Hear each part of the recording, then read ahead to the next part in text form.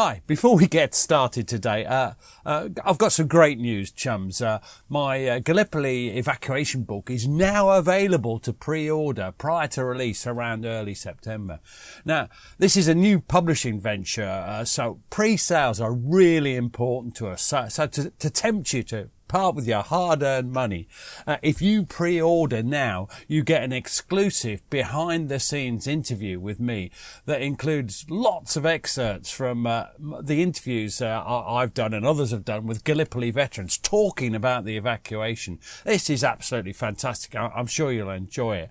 Now, you can pre-order the book in printed or ebook format at livinghistorytv.com and just follow the links. You can't miss it. You can pay in pounds sterling or Australian dollars. We'll take your money whichever way it comes. Anyway, and now to the podcast. Cheers. A Living History production. I'm Peter Hart, and for the last 40 years I've interviewed thousands of veterans about their experience of war. Join me on a journey through the pages of history. Welcome to Peter Hart's Military History. Hello and welcome to Peter Hart's Military History Podcast. And here I am with lovely Gary Bain. And we're very excited today, as we're always excited. In fact, people call us the Excitable Twins because we look so much alike now that you've lost weight. We're not twins and we're not very excitable. Oh, yeah. Well, other than that, everything's really excitable. So, tell me, Gary, tell the good people listening, all three of them, exactly what we're talking about today. Well, today, Pete, it's another episode in the exciting tales of daring do for the South Notts Hussars. And today, it's about their experiences in Tobruk. So we're starting with the fighting at Tobruk, and I think there's a further podcast is going to be about the conditions that they were suffering. And then the breakout, well, this is when it all really starts for the South Notts Hussars, because it had a bit of aerial bombing, it had a bit of involvement in the fighting with the Italians, but nothing really serious so far. But this is where it does, in a sense, get serious for the South Notts Hussars.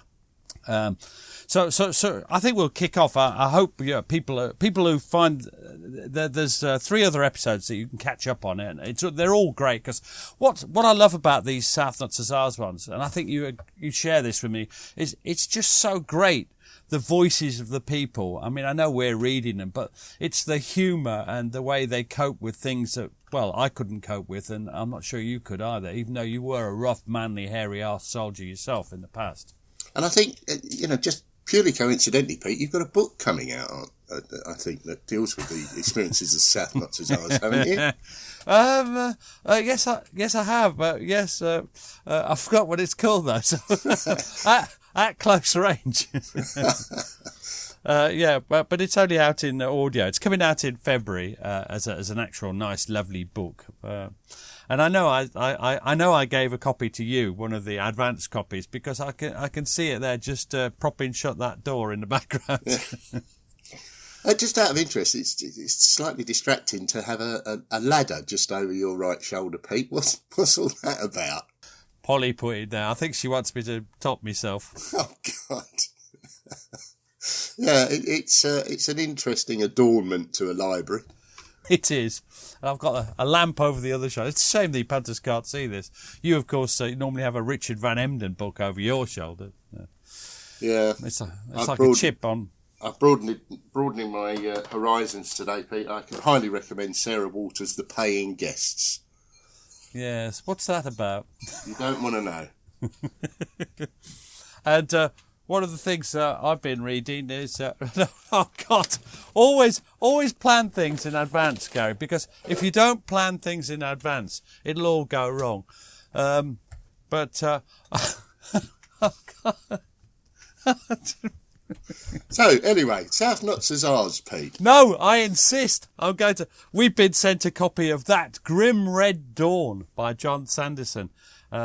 And I just want to say, if you ever want to know about what happens in the Shetland Islands, then it's worth a read. And obviously, it's unforgettable having received this. Sorry, John.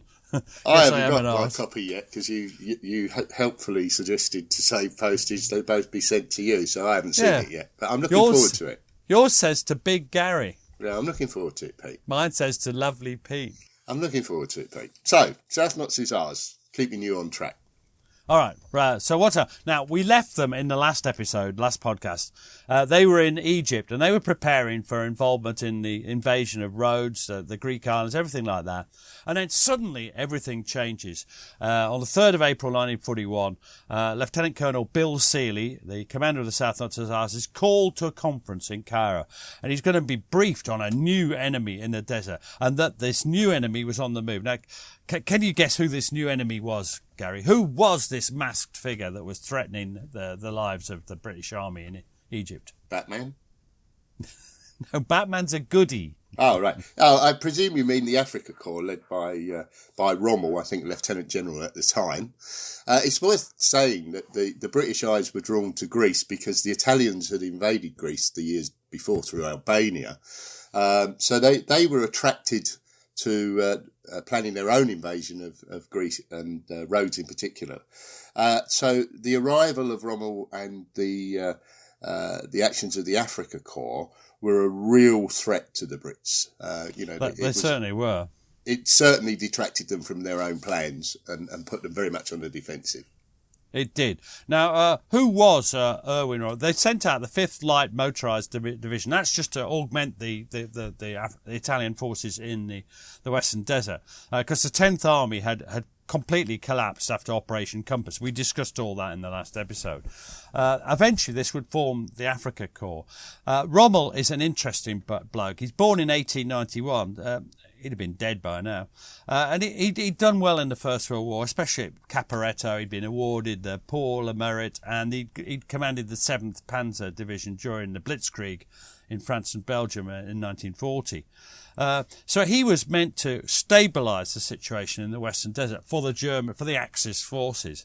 And it's not just the German divisions started to arrive. It's also they started to send out things like Stuka dive bombers, the Junkers 88s, the Messerschmitt 110s, and you're starting to get almost a spectre of a kind of blitzkrieg in the Western Desert, and this is dangerous, and so it's especially galling that Churchill, the great war leader, the great political war leader, who is a complete idiot when it comes to strategy. He's always searching for the soft underbelly. And we all know about Gallipoli. That was his exploit in the First World War. And he's got his eyes fixed on Greece. And they send army reinforcements to sort of prepare the forces for the invasion of Greece. The Navy and the RAF are critically distracted, and most of their resources are sent there. Most of the skillful and experienced commanders are detached to it, and the British are left weak in North Africa. And Rommel sees a chance and takes it. He's a brilliant general. Is it fair to say that he was a student of Guderian and the concentrated use of the panzers? So, he was going to hit and hit hard. He was a real threat to the British, wasn't he? Just his arrival. Just on his own. He is so dynamic, Gary. I mean, he really is a dynamic general. He takes risks. He's just somebody who drives forward. That's his thing. He launches a recce in force to see what's going on, and when they find out the British are negligible forces facing them, it turns into a full-scale attack by the 31st of March, and the British crumble before them. Benghazi falls and the Germans push on and on. You have to look at a map here. We'll put a map up for you. And Rommel's everywhere. He flies about in this little light aircraft. And he sort of lands and encourages the local commanders. He firefights any local difficulties.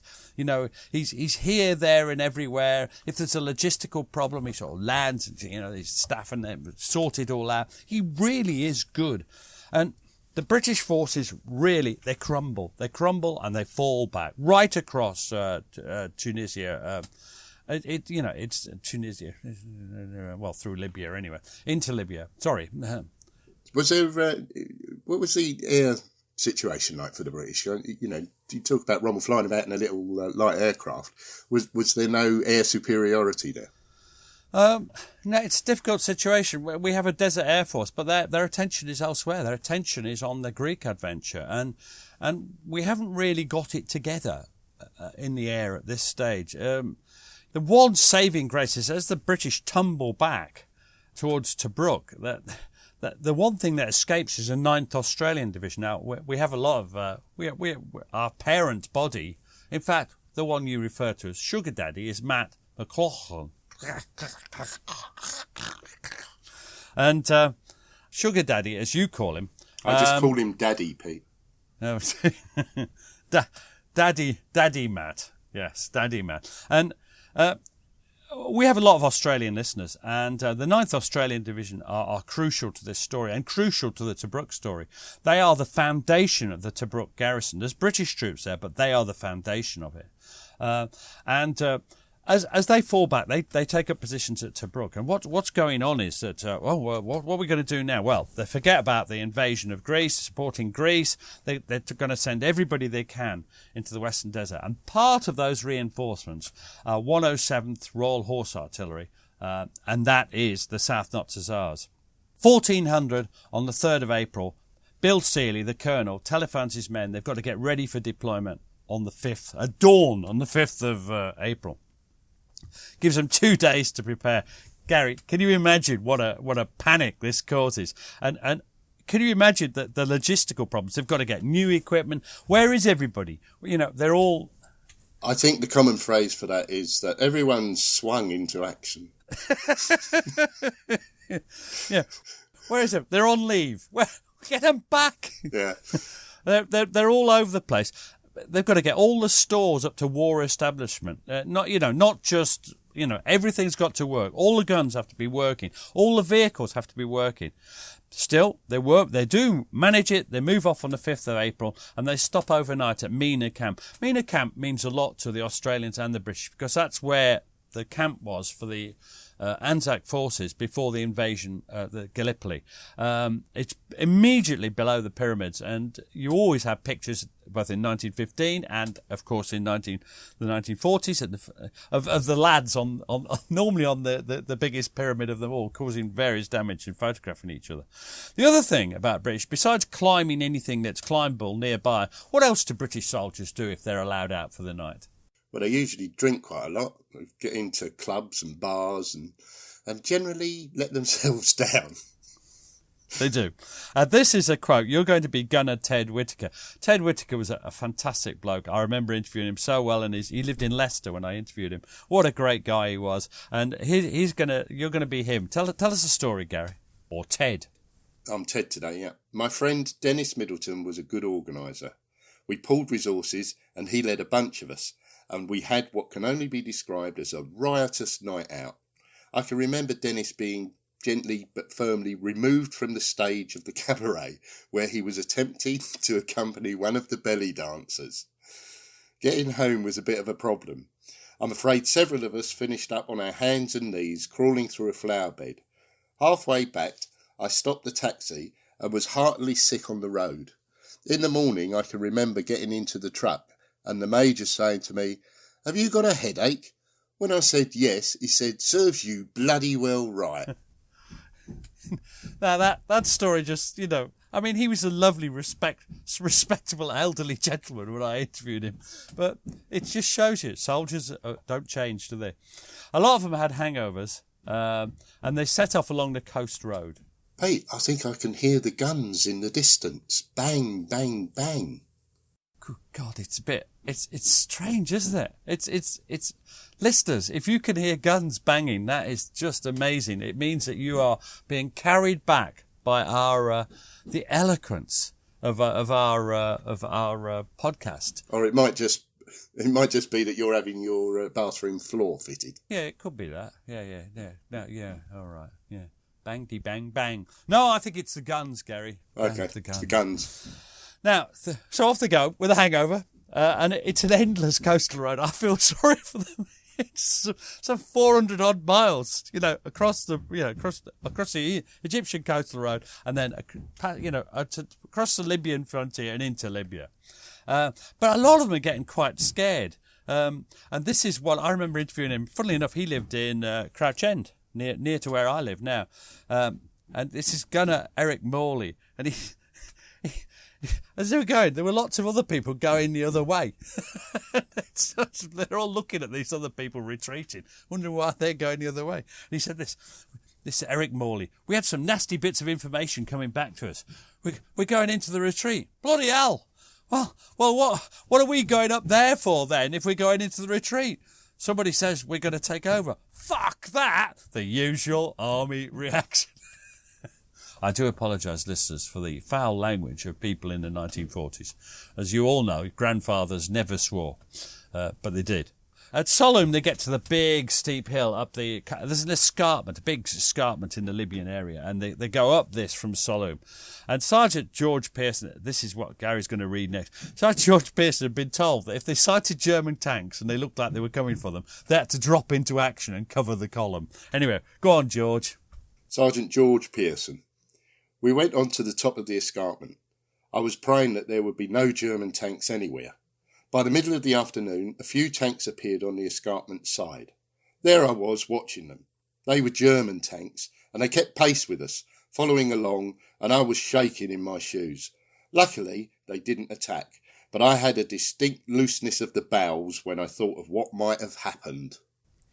Fantastic. And, he's a brave soldier, but this is the thing. What I find great about soldiers is, in a sense, they are nervous. Of course they're nervous. Of course they're scared. But they overcome that. And that's the thing that I'm not sure I could do. And, it's why you admire these people.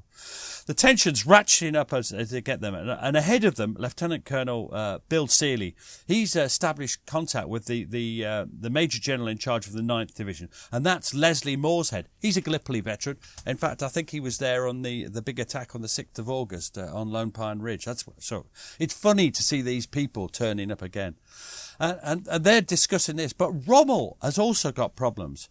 Now, one thing, we've talked about his chaotic style, seizing half opportunities, exploiting gaps, but attacking a defended perimeter, which after all is what Tobruk is a bit of a problem. You can drive people on, but against established defence works, there's not a lot they could do. And the problem for the Germans is there were established defence works at Tobruk. Now, these defence works were Italian. They were the original Italian defence works when it was Italian. They owned Libya. And whilst does he attack straight away? Or does he organise his forces and then attack? But if you organise your forces, the defences build up. It's the usual problem. Do you go now or do you wait?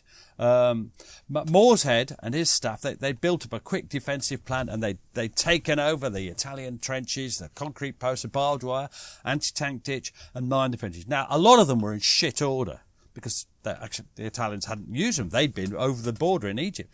But they're desperately trying. And the perimeter is a half circle, so it goes from the sea round Tobruk to the sea again.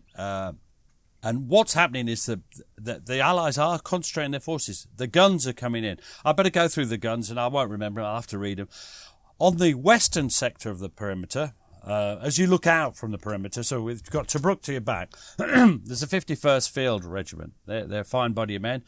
In the centre are the 1st and 107th. First are the 1st RHA, they're the Premier, oh God, they're posh. And the 107th, they're not posh, or not that posh, the men aren't posh, the officers are, of the Royal Artillery, they're the South Notts Hussars. The 104th Regiment Royal Horse Artillery are covering the east, or your left-hand side. And in the end, they've got 72 guns, and wherever the Germans attacked, 40 could bear. Now, 40 guns is quite a lot, Gary. Firing at 2, 3, 4, 5 rounds a minute, that's quite a lot. And there were anti-tank runs and for 2-pounders, they're not much cop. Air attack, well, they've got some anti-aircraft guns and they've got a few Hurricanes, but there's not many. This is what you were mentioning earlier. Yeah, I mean, one of the things that I want to say is that, for both the Axis and the Allied forces, supply is an issue. Tobruk's in a good position because it's a port, obviously, but there's also the conditions in which they're having to operate. They've got mechanical armies, sand. Sand is going to be a real problem if you've got panzers or if you've got big, heavy guns. So it's not just the problems of the logistics and the problems of what forces they have available or not available in the case of the Air Force. It's the conditions. They're a contributory factor as well. Because things break. You've got to keep them working. And maintenance is a nightmare with sand every bloody where. Anyway, the South Notts arrive and they're met by Seeley. They reach the Tobruk wire, the outer wire, at 3 o'clock on the 10th of April. And do you know what? As soon as they got in, they're the last in. Behind them, the Australian engineers, they put one more layer of mines down and then pull across the barbed wire. Tobruk is now besieged. So they go on to a central position. So they're in the middle, and that's an Eagle crossword. I love Eagle crosswords. Guess why they called it Eagle crosswords, Gary? Was it something to do with soldiers generally call things after what they see? So I'm imagining there was a dead bird somewhere on that crossroads. And it wasn't an eagle, it was a buzzard. Grotty old buzzard. Now, so this is Bombardier. I'm going to be Ray Ellis. Bombardier Ray Ellis. We're going to do a special podcast on him, on him as a veteran with his voice. But I'll read his voice for now. And this is Ray Ellis. 3 artillery regiments got mixed up in the dark. There was confusion everywhere. There were guns that were not ours. There were cap badges that were not ours. Everyone was milling about. Had the Luftwaffe come and dropped a few flares, they could have wiped out the whole of the artillery power, which was to defeat them in a few days' time. And they drop into anti-tank defence positions. They're not ready at all, that on the 10th, And Gunner Bill Hutton, he was a wealthy farmer, but he was a really bad soldier in the sense of he would do anything to avoid work. He didn't want a commission, but he was a real lad. And Gunner Bill Hutton they said, dig in. Well, I got out and got a pick and a shovel, and it was just like rock. I hit the ground and sparks struck from the pick. I thought, to hell with it. What a great attitude. And I made my bed and went to bed. I woke up next morning and some cocky chap came along and said, we're the last in. Rommel's out there with his panzers. I said, who's Rommel and what's a panzer? Of course, no. Can you imagine any British soldier had heard of Rommel? And panzer it's not an English word. So I love it. Now, they had to hold Tobruk at all costs, Gary. It's on the way to Egypt. It embuggers, to use a technical army term, it embuggers the Germans because Tobruk is like a thorn in their flesh. It's behind them. They've moved on, but it's in the way. It's across his supply lines. It's a threat to the supply lines. It's just it's very difficult for them to really penetrate into Egypt. So the South Notts Hussars are now fighting. They're not now just in Mersa Matruh being bombed by high-level bombing. They're now participating in a crucial battle. Rommel tries. What do you imagine? What's his reputation? Does he build up his forces, Gary? Does he prepare carefully? Does he get everything in place before he attempts the first attack? No, he's going to try and catch him on the hop and get in there quick and early. And is he wrong? Well, yes and no. On the morning of the 10th of April, he sends forward his forces, but they're totally inadequate. I mean, the leader, some poor general, I've forgotten his name, arrives and Rommel sends him up to the front, with bugger all, not commanding his own men, and he's killed. There's a lot of them killed. The attack utterly fails against the Australians. For the South Notts Hussars, there's quite a lot of panic. Now, this next quote is from Lance Bombardier Dennis Middleton. He was the one who was on the stage with a belly dancer in a couple of quotes ago. Now, in this features somebody talking in a posh voice, and I expect you, Gary, to say in a posh voice. Let's hear it. Lance Bombardier Dennis Middleton. We were told we were going to be attacked by German tanks. We were in the wagon lines, and the officer in charge was Mr. Newman.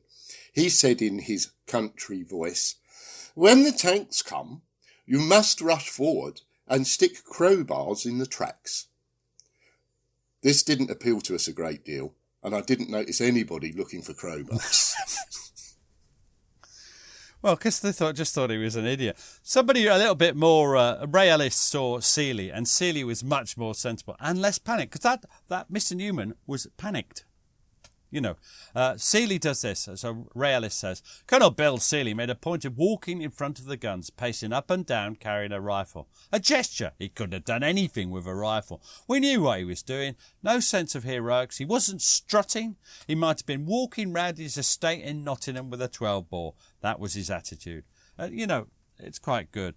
Now, the first, Rommel's thrown back, the South Notts Hussars, barely involved in that. They're mainly worried by a huge sandstorm that blows up. We'll talk about conditions in a subsequent podcast. And they move a little bit to the south, a little bit away from Eagle Cross sides, just a bit more south, and they're intermingled with 1st Regiment RHA. They're about 5,000 yards from the middle sector of the wire. Now, why do you think they were mingled with the regulars of the 1st RHO, the premier Royal Horse Artillery Regiment? Why do you think? The South Notts Stars don't really know. Why do you think that they were put in between? Well, they were territorial forces, so the regular forces were there to, how can I put this, to ensure compliance and discipline was maintained, I would suggest. Absolutely, and that doesn't appear in the first in Do some they not records. mention it? South Hussars don't mention it. They have another perspective.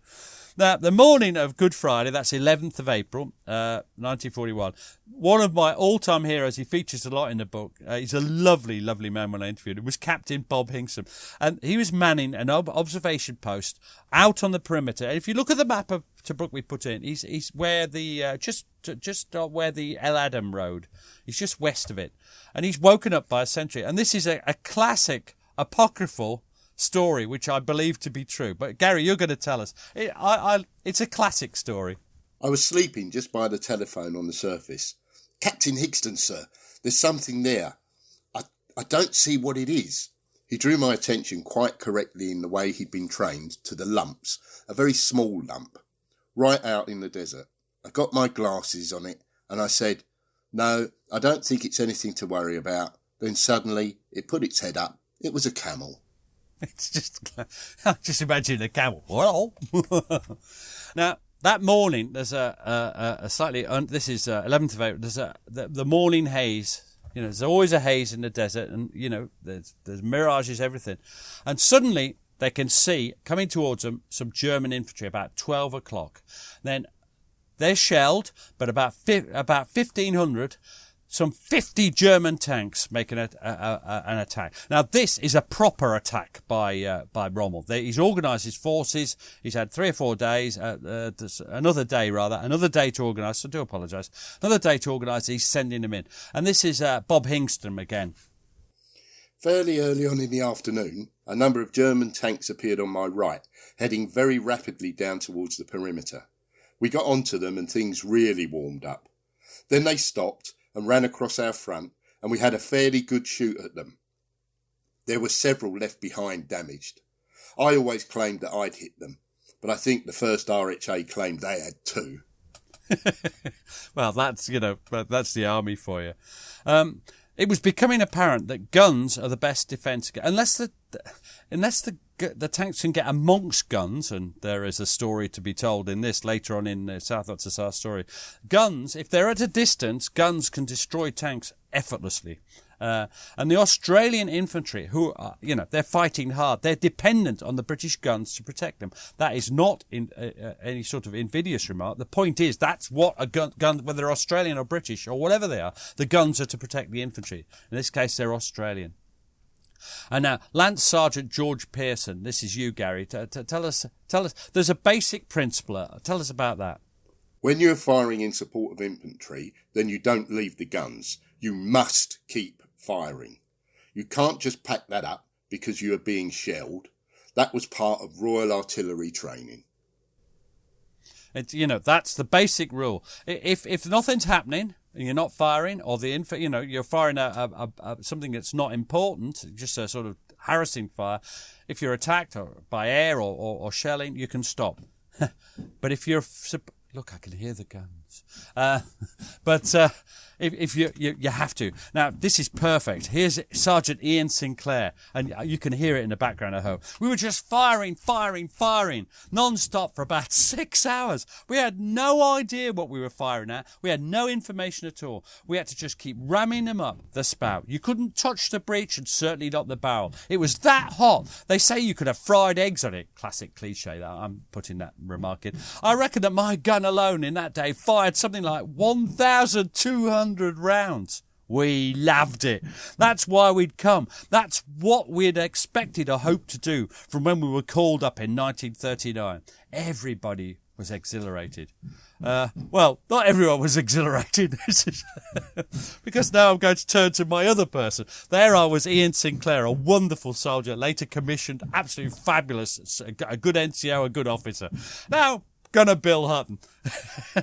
Gunner Bill Hutton, who was a motorcycle dispatch rider. He was put on getting the ammunition. They were desperate for ammunition. If you fire that many, you've got to bring them up to the gun positions. He said this. They couldn't get the ammunition to the guns fast enough. Even cooks were carrying ammunition to the guns. You carried a box with 2 25-pounder shells in a box. You had to get them out of the lorry and carry them about 100 yards to the nearest gun. You were being sworn at because you weren't bringing the stuff fast enough. Not a very glamorous job, I'll tell you. But it was a job that had got to be done. And it's noticeable, even somewhat feckless Bill Hutton, he is a brave soldier. He just has this attitude. He's a classic. So he'd learned from the regulars who joined the South Notts Hussars. And when it's important, he'll work hard. And that's a good thing. Now, this is another quote I like. And this is another Lance Sergeant Charles Ward. He was quite a posh chap, but he was an NCO. That happened a lot in the South Notts Hussars. And this is another great story. So Charlie Ward, he said this. We had a very illiterate and loudmouthed man as a cook. Just looking at you here, Gary. A broad Nottingham accent. Ignorant, and certainly not a brave man. Well, most of that's... You haven't got a Nottingham accent, but otherwise, this fits you perfectly. Our guns were firing over open sights at German tanks who had broken through. This idiot, who I'm quite certain didn't realise what was happening, suddenly came out with his serving spoons. Remember, he was a cook, this ignorant bloke, and shouted, "Come on, come and get it!" He hadn't been in action before, and he hadn't realised what was happening. There was a BBC man there, and he said, "The morale of the troops there was indescribable. Amidst all this battle, I saw a cook waving his spoons, shouting, 'Come and get it!' as though nothing was happening." My BBC man seems to be half Winston Churchill and half something. I don't know. Firing like this, can you imagine what state they're in? There's been a sandstorm earlier. They're exhausted. They've got sand sticking everywhere, Gary. I'll leave that to your imagination. Because they're sweating, so it sticks to them. And their eyes are just... You would describe it, Gary, as piss holes in the snow. This is a bad simile. I don't know why you would use that. They were like red slits because, of course, snow is the last thing on their minds. Yeah, and they're getting very little respite at all, aren't they, at this stage? So George Pearson goes on to say, "You dug yourself a gun pit, digging down maybe 1.5 foot, couple of feet if you could. Then you put a sandbag wall, 2 or 3 sandbags high round the front, so that you had a certain amount of protection for the gun crew and the ammunition which you piled in the gun pit." And that's it. That's all they've got. Yeah, there's no, when you remember the gun pits they were digging at Mercer Matruh, which were like palaces, this is just scratched out in the desert. Now, they fight back that assault, and then on the 14th of April, Rommel tries again. Now, Rommel sees the forward observation post, OPs. If I say OPs, it's observation posts. They see German infantry and vehicles creeping towards them. What is it if you say PO? Post office. Oh, right, okay. Or petty officer. Now, the attack is centred on the bit held by the 2nd 17th Australian Battalion. So they're just to the west of the El Adam Road. This is Easter Monday now. And Ray Ellis he's a OP assistant, and he's with a chap called Captain Charles Bennett. He'd been an RSM, but he'd been promoted. So he's a regular old RSM. We know somebody who was an RSM who was promoted to be a major, don't we? Yeah, some say over-promoted. Chris Carlin is the one you're thinking of. I wouldn't say that, no. Yeah. Anyway, here's Ray Ellis. First, there was a lot of shell fire landing upon us. Then, looking through the binoculars, I could see these men creeping towards us, running from cover to cover, diving into holes in the ground as they approached. I realised I was really watching German troops advancing towards me. It was quite a sensation, a game I had played as a boy. It was actually happening. And this is, remember, because people used to play, the Cowboys and Indians, war. They used to play war, didn't they? God, we used to play war in the 1960s, or 70s for you, of course, when you were in the army. I didn't. I played post office sex. So, for PO, yeah. PO. And I mean PO as well. And they'll think we rehearsed that now, won't they? Yeah. And about 5 o'clock, the tanks, the 5th Panzer Regiment, they're rumbling forward through the gap that's been created. And Ellis, he knows it's not a game now. And he's in this dugout. And he says this: these were the first tanks I'd seen. There was mortar fire, shell fire, and Spandau machine gun fire. You had to stick your head over and look over the top to observe the fire. That was our job. They're an observation post. That's his job. And it wasn't a very pleasant sensation watching this lot coming towards you. You weren't panicking. We were terrified, but there's a difference. That's a wonderful line. It explains so much. They're terrified, but they're not panicking. They're still, Bennett gave the orders. I was just helping him, really. We were 2 men together in a very tight situation. You were passing information to each other. Have you seen this? There's one over there. As the tanks advanced, so we were reducing the range of the guns so that our own shells were beginning to fall nearer and nearer. The tanks made short work of the anti-tank ditch and no problem at all coming through the barbed wire defences. Eventually, the tanks actually passed through us. Some people must have been killed. They were either side, a matter of a few yards away, following the tanks with the German infantry with their bayonets fixed. Could you imagine, Gary, how terrifying this was? No, I mean, that's incredibly descriptive.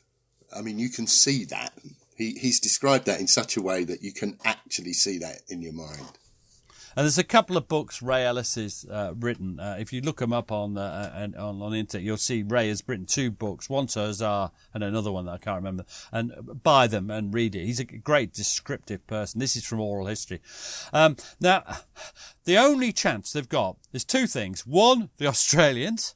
The infantry, they're in their hands. The other is their own guns. The real chance of forcing them back lies between those 2 factors. If they don't work, they're dead. Anyway, Charles Bennett is as cool as a cucumber. He really is. And he carries on sending back his fire orders through the telephone wire, back to the OP. And this is Gunner David Tickle. Tell us what he says, Gary. Captain Bennett was at the OP and he'd been overrun. The call came down the telephone line. Target me. We thought, crikey, what's happening? He kept shouting, target me. Then it dawned on us what had happened. We realised he'd been overrun. It's amazing. So they're crashing down. So remember, they're in a dugout. They're peeking through the edge, so they're relatively safe. And the German infantry, they break through. But the Australians launch a counterattack, and we have a lot of Australian. This is a great story you should read about. And the hero of the day, they're mostly heroes, but in the vicious counterattack, vicious bayoneting, there's a chap that we ought to mention, and this is Corporal Jack Edmondson. I'll put a bit about him in my book, but he's so brave, and him and his men forced the Germans back into the anti-tank ditch, where they are slaughtered by the artillery. Sadly, he gets really bad neck and stomach wounds, and he gets a VC, a Victoria Cross, but it's posthumous. But just thought I'd like to name check Corporal Jack Edmondson, a true Australian hero, and one of the men who saved, with the guns, saved people like Ray Ellis and Captain Charles Bennett's lives. The Panzers themselves are tanks, German tanks, are isolated, and they're being pelted by 25-pounder shells. They're being harassed by 2-pounder anti-tank guns. They're not great. They're also being harassed by cruiser tanks of the 1st Royal Tank Regiment. I'd like to dedicate this reference to Gareth Davis, Mr. Tank himself. And so the attack loses cohesion. They're being attacked by all fronts, and by 7 o'clock, They're in retreat. They're in retreat, full retreat. And then there's a great story because they pass by an eccentric officer called Captain Colin Barber. He's one of the Barber family who own half Nottinghamshire. But he has a pot shot. They've got German infantry on the tanks, Gary, and I want you to picture this scene. And he's there with his revolver. And he has a pot shot at him, and the regimental history is wonderful. It just says, he had a pot shot from range was only 7 yards, but in the best gunner traditions, he missed them all. Love it. The attacks are failure. The German attacks are failure. They suffer severe casualties in both infantry and tanks. The Royal Artillery's done brilliantly. The Australian infantry have done brilliantly, and they now trust each other, and that's crucial. Germans never get so far again. Rommel can't break into Tobruk. But Tobruk is isolated. It's cut off. The real lines are further on near Soloum, near the Egypt-Libyan border. And there's then a bit of a lull because both sides are bloody knackered. The Germans we're not going to attack, and it's a bit of a lull. And it's at this time that the sort of South Notts Hussars, the 107th, start to look round. And they're still interspersed at this stage with the 1st Royal Horse Artillery. And I like this because you've got the regulars and you've got the TA. And, in modern days, East Gulham stabs stupid TA bastards, which is reprehensible, especially in Iraq and Afghanistan, and has now been stamped out. They had the same attitudes then to some extent, but it's a two-way thing. There's a snobbery amongst the TA as well at times. And Gary, you've got a quote from a really nice chap, Gunner Charles Westlake. He later becomes an officer. He's a cracking bloke. Tell me, what the competition's like between the two regiments. To begin with, we were a bit slower in firing than they were, but we certainly had all the brains, and then some, that they did. Our people knew how to do a job because they would reason why it should be done, how it should be done. Whereas the regular soldier was taught by numbers. Nobody would tell him why it should be done, he just told him it was done. Their equipment was all shiny. In fact, shiny in places where it damn well shouldn't have been shiny, because you could see it from miles off. It was bull, pure and simple. It would only be a very short time before we got used to the mechanics of firing and would be able to equal them. We used to reckon that if we couldn't get around on the ground quicker than the first RHA, then we were no ruddy use. And that's a cracking quote because that goes as far from the TA point further than it should do, because that is an equal calumny about the quality of the regulars. And but this is the thing about the British Army, and I know you're aware of it. We all know about it. Competition. Your unit is the best in the British Army. Your platoon is the best in the battalion. Your battery is the best. Your gun troop is the best. Your gun section is the best, and that gun detachment. And that's just how the army is, and that it works. One new threat starts to become apparent, and this is that they hadn't really noticed, because the German Stukas had originally been attacking the port. But now they'd recognised how important the guns were to the defence of Tobruk, and they start to turn on the guns. The Hurricanes have all been shot down by this time. There was 11, but one by one they were shot down. Again, the RAF often get criticised, but Jesus, what a time they had, and how brave they were, taking off time and time again. There you go. But from the air, you can't hide a gun position. The circle of the guns, the gun, you just can't. It's a desert. You can see everything, the command post, everything. And this is a quote from Sergeant Ian Sinclair. And he explains, the Stukas came over in formation and then they fan out. Amazement at the noise. They made a dreadful noise. We'd never seen or heard of them before. The noise that made during the dive bombing, the screams, it was frightening. The shape was frightening, like an eagle coming to pick you up. Then the accuracy with which the wretched people joined their half-dozen bombs, and they were aiming for you. And he emphasises that in the tape. And the roaring engines are screaming. They've got sirens. They're called Jericho sirens, I think, on the wings. It's terrifying. Now, 1st of May, 41, George Pearson, there's another attack, and the Stukas scream down. So tell us this story, because so far they've got away with it, haven't they? The bombing has not, it's been on target, but it's not killed anyone. So what happens here? This is Sergeant George Pearson. I dived into a slit trench and another young chap called Phil Collyhold dived on top of me. When the bombs had finished exploding and the aircraft were going away, I said, "Come on, get up, Phil." He didn't move. I got up and he sort of flopped over on his back. I said, "Come on, what's the matter? Are you hit?" I couldn't see a mark on him, but he was obviously out, and he was in fact dead. A small piece of shrapnel, about as big as would cover a thumbnail, had gone into the back of his neck and must have severed the spinal column and killed him, just like that. Now, there was another casualty as well, a popular NCO called Cliff Smedley. He'd risen rapidly to the rank of Battery Sergeant Major, and he was only 21 years old. And Sergeant George Pearson goes on to say, Cliff Smedley was a very big chap, and when a dive bombing raid came, he dived into the boys' anti-tank rifle pit. He and the 500-pound bomb had a race for it, and the 500-pound bomb won. He was not mutilated as such.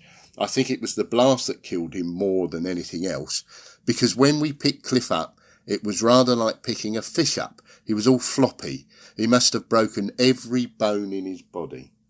That's a chilling image, isn't it? Floppy, all the bone. Oh dear. And this is people are going to say, how can you do this? Someone's just died, so to speak. But this is the humour of the men at the time. And this is a quote from, I think he's a bombardier, Herbert Bonello. And he was in charge of the pay. He was in the headquarters of 426 Battery. And this is just such a great quote. Whenever there was an air raid, I used to get this tin box out of our little dugout and put it out in the open. One of the officers one day said, "What's in that tin box?" I said, "The pay records, and if it gets a direct hit, we're made." It never did. And there you go. 1 minute we're talking about some poor chap with every bone in his body broken. The next, that's the response of the men at the time. A bit of humour. That's how they got through it. Gradually they got better at coping. You know, they dug in more. They got more slit trenches that they could take cover in. And unless, like with poor old Smedley, unless the bomb lands in the slit trench with you, which of course is rare, then you're going to be all right. There's one last attempt by Rommel to take Tobruk, and you can hear the guns rising up in the background. 30th of April, and he attacks on the southwest sector.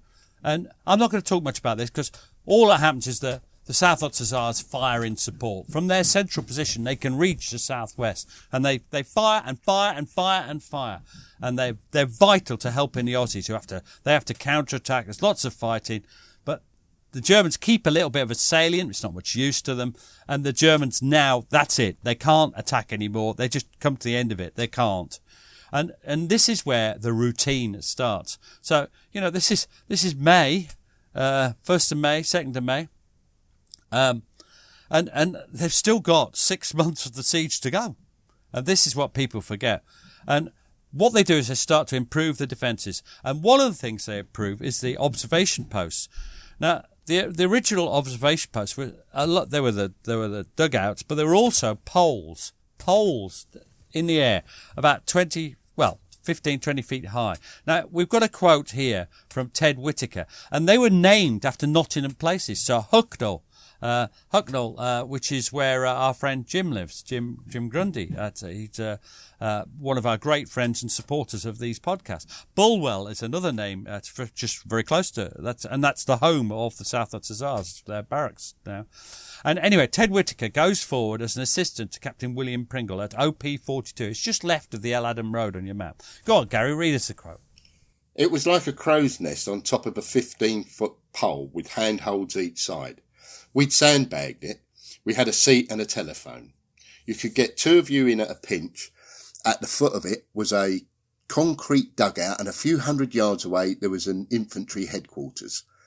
We were not many yards behind the wire. Just in front of the wire was the anti-tank ditch, and all around were minefields."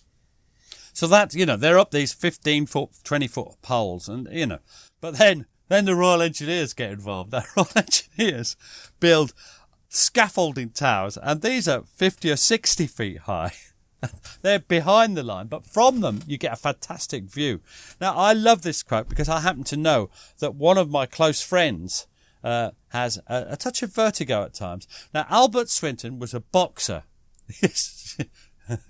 But Gary's got his mouth open. I can see that on our Zoom contact. I'm talking about him, of course. Now, Albert Swinton was a boxer. He was a tough, hairy-ass soldier, of really manly, a bit like Gary. But he had one weak point. He was terrified of heights.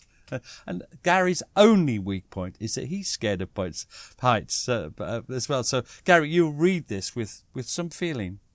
Once, Peter. Once. Albert Swinton. Captain Barber went up and he phoned down and said, would I take his binoculars up? I said, yes, OK. Well, I got on this ladder thing and I seemed to be going for hours. I looked up and, oh dear, I looked down and nearly fell off. I was scared to death, I was. I eventually got up to the top and I thought, now how do I get in? There was a double row of sandbags with an opening about 18 inches to get through. I got my elbow in to lever in and these sandbags moved and I nearly fell off. I was scared to death. I eventually got in and gave Captain Barber his binoculars and he says, right-o, Bombardier, off you go. I says, well, if it's all right, sir, I'll stop up here. You go down and have a break. Only 'cause I daren't go down. I sat up there for hours and hours and hours. Hours and hours. Just imagine him sweating up there, thinking, oh, God. Now, their job, the OP... observation post, is to identify targets and give the fire orders, the right fire orders to the gun positions. And then when the gun's fired, they correct the fall of shot. And do you know what, Gary? It's quite a cold-blooded business, isn't it? Because, and this is what Ray Ellis says. It's a one-liner, but just think about it. Ray Ellis says, I never thought of it as killing people. That didn't enter into my thinking. But of course, that's what they're doing. When they directed fire onto some German infantry or onto a German vehicle or Italian, they're killing people. Now, they'd be at the OPs for about a week at a time, and then they go back for a rest.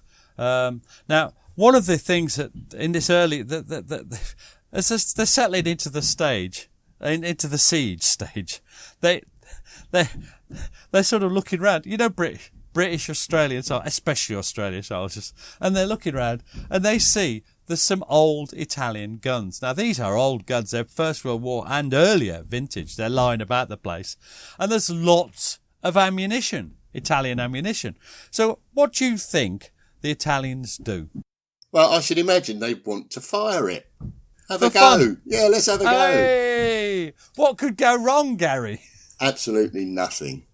So you're going to be Sergeant George Pearson. And so tell us what happens, George. They started merely banging away haphazardly in the direction of the enemy. The British artillery unit showed these Australians how to use the bush artillery effectively. The Australians did have a rather nasty habit from our point of view. The Italian guns were the split ammunition types, where charges were put into separate cartridge case and put in behind the rammed shell.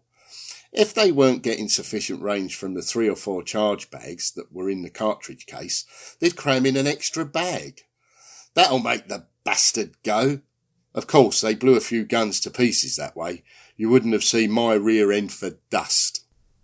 It's fabulous. But to be fair, there was also some Italian guns near the South Notts Hussars position. So they'd be firing their own guns and then they'd think, look, there's a big one over there. And they'd go over. And they had very long lanyards, that's the thing, to fire fire the gun. But they kept blowing them up as well. So much for the gunner's skills. Perhaps to avoid temptation, they order all Italian ammunition to be collected up. And they centralise it in a large single dump. And this is the classic story. It's almost apocryphal because they take all that effort to make it safe, gather it in one single dump, and guess what happens? Well, this is Gunner Bill Adams. You're going to be Gunner Bill Adams, and he had a very narrow escape. Him and a lorry driver. They picked up a load of Italian ammunition, and they're just approaching the dump, this big, huge dump. So what happens, Gary? We were rising up to the top of the escarpment, where we had to run down to this ammunition dump. I saw a glint up in the sky, so I said, "Stop!" He stopped. It was a shiny silver aeroplane. We waited and waited. That aeroplane dropped one bomb, and it dropped right on the ammunition dump. blew it all up. We stood on the top of that hill looking at it as the ammo went off. After it had died down, we drove down and an MP stopped us, told us to dump it into another dump. We got back and Sergeant Major Beardsall came up and said, "Thank God you lads are here. I thought you were goners." So, and that's, you know, and in a sense, that's where we're going to leave them now, because we've established what, you know, the siege has started. They've got the OP post. They've proved they can throw back the Germans. Germans are passed by. They've gone past. The main forces are now up at the border, up above near Solum on the Italian, the old Italian, the Libyan-Egyptian border, and now they're going to stay there. They're besieged. They can't get in or out. The Navy can bring supplies, but that's dangerous. They call it Bomb Alley, and they are there until they're relieved or Tobruk falls. Now, we know Tobruk doesn't fall. Well, not then. Not in this siege. We know what happens, but they didn't. And next time we're going to look at the desert, what it was like for men living in the desert in those conditions, not knowing what was going to happen, scared that the Germans might break in, scared that parachutists might land, scared of this, that and the other. And then after that, after the conditions, we'll look at the breakout operations. So I hope you've enjoyed it. We love doing the South Notts Hussars, especially because it reminds people of my book, At Close Range, which you can buy the audio version of. And you'll be pleased to know that doesn't feature me and Gary, or Gary and I, as Gary would say. Oh no, Gary would say Pete and I. I'm confused. What would we say? Anyway, thank you very much for helping me with this podcast. In fact, when I say helping, facilitating, making it good, doing everything that you can to be helpful. And just normal, lovely Gary. Thanks, Gary. Yeah, cheers, Pete. Perhaps you can organise for some drum rolls and, you know, rhythmic banging for the next podcast. Well, you could organise your own rhythmic banging. Surely. Cheers, Pete. Bye.